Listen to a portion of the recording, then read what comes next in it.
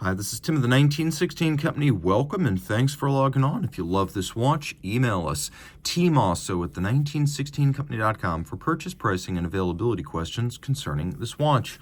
Today, we're discussing a model launched in 2017, and it combines the Motorsports legacy of Tudor chronographs with the aquatic legacy of the Black Bay series. So this is the Tudor Black Bay chronograph, a watch in stainless steel that traces its heritage all the way back to the original Tudor chronograph, the 1970 Prince Oyster Date Chrono. And the watch is 41 millimeters in diameter in steel, 14.9 millimeters thick from lug tip to lug tip, 50 millimeters with a 22 millimeter spacing between the lugs. On my wrist, which is 16 centimeters in circumference, you can see it wears easily, though it is a large watch.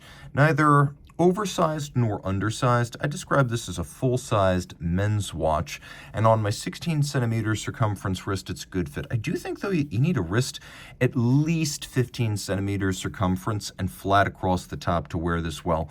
It'll fit underneath most cuffs, but all jacket cuffs. Good-looking watch. A robust strap, as you can see, very minimally tanned, sort of open-pore calfskin leather. Very thick. You can see sheer cut with lacquering on the side to add refinement. A little bit of a binding stitch and then a monotone brown stitch running down, no crimping, no gouging. You can see this is a brand new Tudor strap with a sort of synthetic suede on the back to give it a little bit more souplesse against the wrist. We have a Tudor clamshell locking, single fold deployment. You can see the Tudor shield logo is part of the buckle design. We have polish, we have satin here.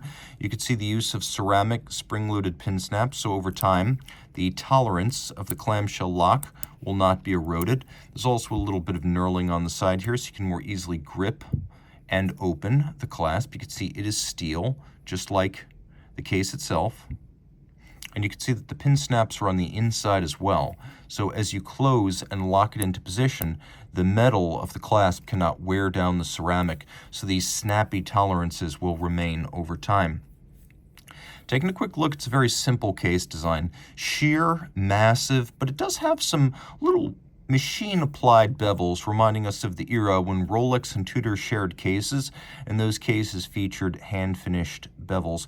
While it is massive and towering and sheer in profile, it's actually quite thin and graceful. If you look at the lugs end on, they are quite tapered. And then we have a set of crowns. We have screw downs for the chronograph, and then we have a screw down for winding and setting. You can see the pre-1968 Tudor Rose logo here, black lacquered, and then the post-1968, it actually changed over during that year. You can see the post-1968 shield. Now, these are screw downs. The watch is 200 meters water resistant. You can see units per hour, a tachymeter bezel. This is no dive watch. This is used in conjunction with the chronograph, this tachymeter scale, to gauge the speed of something, such as a car over a kilometer. That is the classic example. And that harks back to Tudor's Motorsports legacy.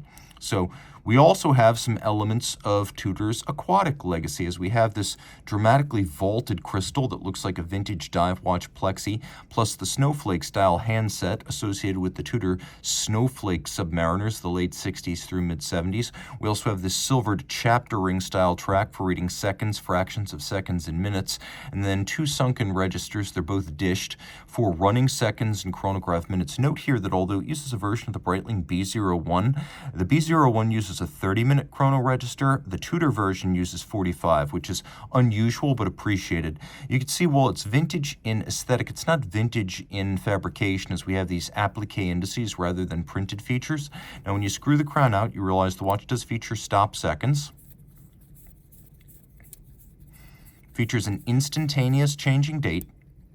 And then, should you require, there is a quick set, so you can rapidly cycle the date. And again, you can pull the crown out all the way, stop everything to set the watch precisely to a reference time.